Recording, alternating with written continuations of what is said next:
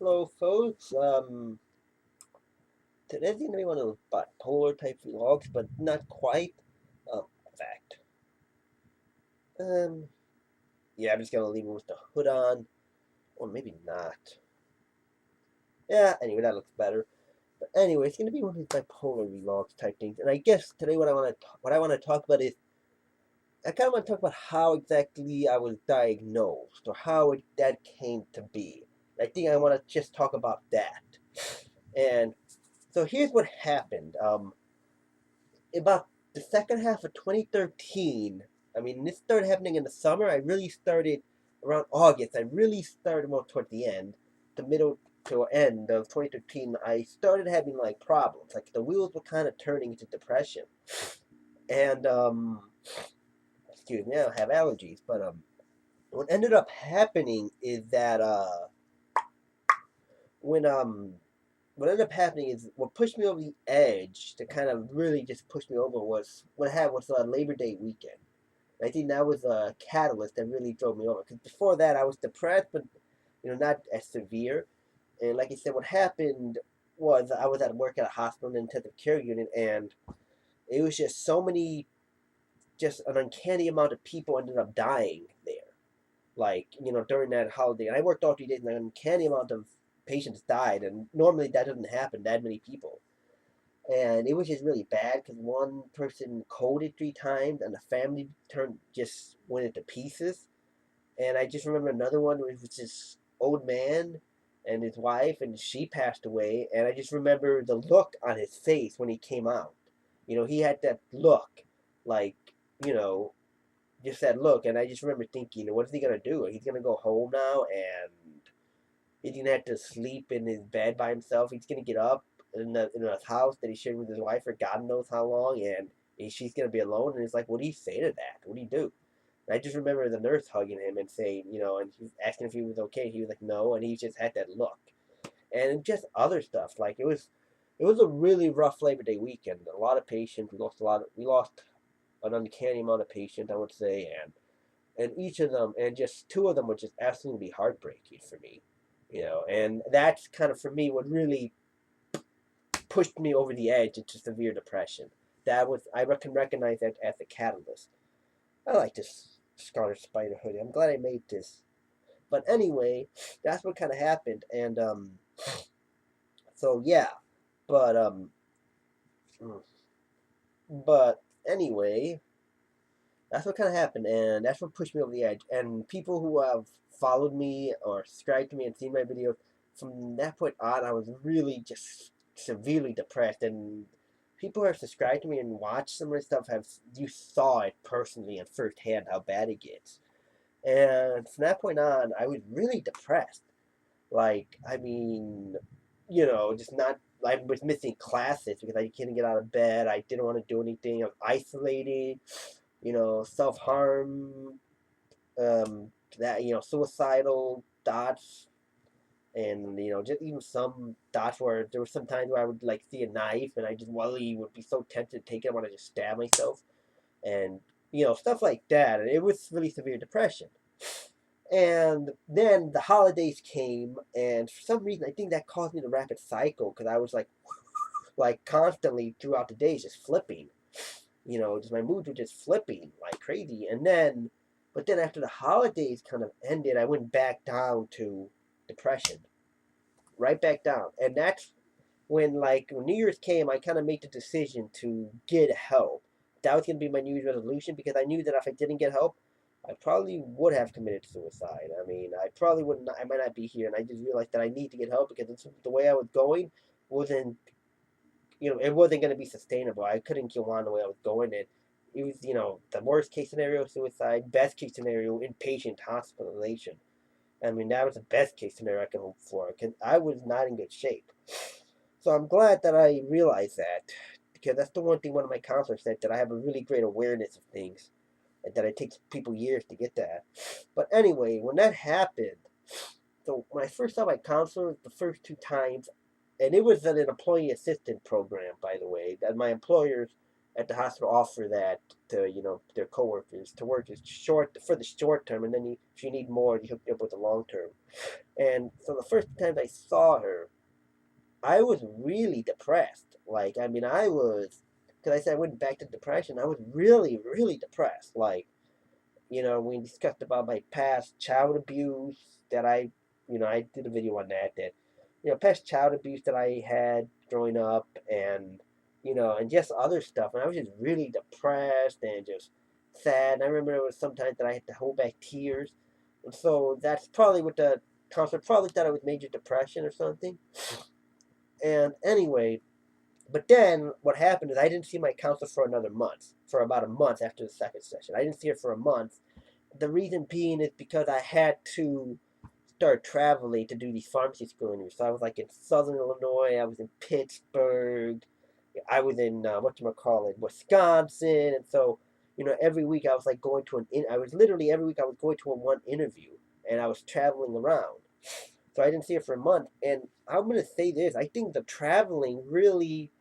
stress of traveling and these interviews kind of caused me to rapid cycle. And I kind of noticed that when I'm really now I'm on medication now, but when I'm under some stress and it's chaotic, that's when my symptoms really tend to come out a lot more now. Because I still have symptoms without stress, but when I'm stressed, or a lot of things are going on. I realized that kind of happens. I mean, that happened a few weeks ago. I was hypomanic for a little bit, and then I got depressed, and so it kind of happens like that. But I think the stress of that really caused me to rapid cycle because I mean I pretty much ruined the Wisconsin interview. I was I was so out there. I mean, and then I mean in Southern Illinois I was really just feeling it, and I really kicked that interview's ass. Not over the top, but that happened. And then, oddly enough, when I went to Pittsburgh, I mean, it was weird. When I first day I got there, I was so amped up, and I was like, really just running down streets that I'd never been in, and I mean that quite literally. I was running down streets I'd never been on before, in a place that I'd never been on before, just like so many miles away from where I live in Chicago. And so, and then the next day that I was there, I was so depressed that I barely could get out of bed to go to the interview. I mean, that's how bad it was. It just rapid, I just feel that doing that caused me the rapid cycle. And it's a point to me saying this because, I didn't know what was going on. I just thought it was good. And, I just kind of that. And then, so the next time when I finally got done with him, the next time I went to see my counselor, I mean, I was pretty much from the interviews causing me the rapid cycle and kind of ending up on a high. That's how I showed up to the next interview. I showed up on a high to the next interview, to the next session that I had with the counselor months later. And when I showed up there, I mean, I was bouncing off the walls. I'm not even joking. Not literally bouncing, but I was like really up there. I mean, I was like, I was like doing this, wagging my foot this fast, like literally. I mean, I couldn't sit and I would try to control it, and I couldn't do it. I couldn't sit still, and I was talking faster. My brain was going so fast that she was asking me things, and I was having trouble answering because I couldn't really focus or concentrate. And when she did, I was changing topics and just going from topic to topic, and not only that, but I felt like I could do anything in the world, and I was distracted really easily. So I was looking around like, oh, look. And I remember there was her lamp in her room, and I was looking at the lamp. I was like, oh, anyway, what's that lamp made of? What's that lamp made of? What's the fiber? The fiber's not embedded, right? And I was like talking about something that didn't even, what's meaningless about her lamp. and so and so based on the last two times she saw me when I was horribly depressed, and this time, that's when she kind of went up to me. She suggested that I think it's bipolar. I think you have bipolar disorder. And then we kind of went over the criteria for it. And I pretty much, every depressive system I almost had on the button, almost every hypomanic system I nailed on the button. I'm not bipolar 1 because I never experienced psychosis, but I hit every hypomanic system you could think of. And that's what happened. And that's when she suggested, yeah, I think you're bipolar. And she's a counselor. She can't make the diagnosis. So she referred me to a psychiatrist / psychotherapist. And I went there for about 2 sessions too. So I went there afterwards for 2 sessions. I went to one session with him, and he's kind of starting to kind of get a feel for me. And then I went to the counselor about the same week, and I was still, I mean, really just amped. And I remember I was trying so hard to control myself, and I was like grinding my foot into my shoe and, tapping my finger, and I just couldn't. And then she finally told me, she's like, oh, I told her, and she's like, are you okay? And I told her, I really, and I'm like talking fast. She's like, hey, it's okay. She's like, let go of your, and I'm holding my leg because I know I'm going to start shaking because I can't sit still. And she's like, oh, let go of your foot. Nothing's going to happen. And I was like really just, again, talking up and just, still the same way. And she was like, yeah, I'm pretty sure this is bipolar. And she asked me what the psychiatrist said. I don't know yet. And then I went to the next session. And then I went again for the second session with the psychiatrist, the psychotherapist, and that's when he really determined that I had bipolar disorder type 2. Because I was still, really hypomanic, like,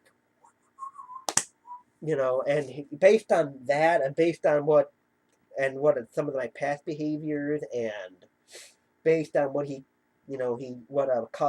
my counselor told my psychiatrist slash psychotherapist, who is my therapist slash psychiatrist now, when my counselor kind of just the information that he got from her, them talking together and just looking at me now, he determined that I have bipolar disorder.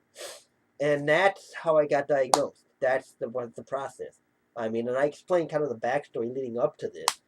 And in retrospect, it all made more sense because, like I said, it really did make a lot of sense. Just looking past my past behaviors, it did kind of match up. And just thinking about my past behaviors, because I remember there were times where I was just so depressed, didn't want to be around people.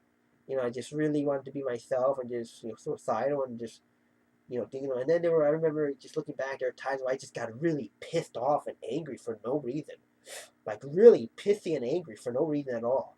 And that's one of the things you got to remember, folks. It's not all happiness. Sometimes you will get really like, I guess it's like a mixed state. You kind of get manic, but it won't be the hyper manic. It'll be kind of like a mixed feature. You'll have some depression, but you kind of be really irritated and frustrated and angry at everything.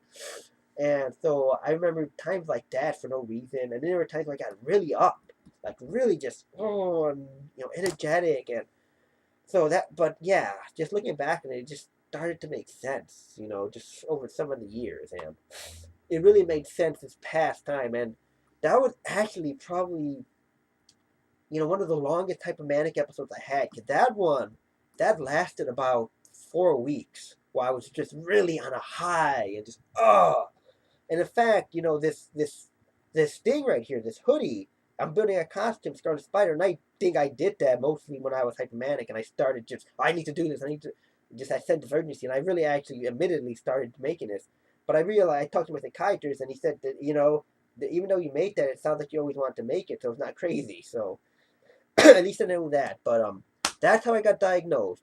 Just a really rough 2013 towards the middle towards the middle to the end of 2013, just depressed, and then rapid cycling through the holidays and through these interviews, and then ending up in a hypomanic state. And when my counselor saw me presenting these two different ways, and my psychiatrist made the determination that I have bipolar disorder. So that's how I was diagnosed, and it took some time to getting used to, but that's the story. And I remember my counselor pretty much that was the last, because EPA, the Employee Assistance Short-Term Counseling, I'm hooked up with my psychotherapist, psychiatrist now. And, I remember she pretty much told me that this was the first time that she ever saw a bipolar patient that wasn't medicated, that was presenting, that had the symptoms. And she said she'd never seen anyone that had the symptoms for it, because everyone who came to her had been medicated and or had it, in check. This was the first time this has happened. So she said that, and she also said that this was probably the cleanest case that I had, because she said that, you're actually probably the cleanest case that I had because you have a really great awareness of everything on yourself, and, you're kind of really, honest. But that's how I was diagnosed. So I just want to tell about that story. And so thanks for watching, anyone.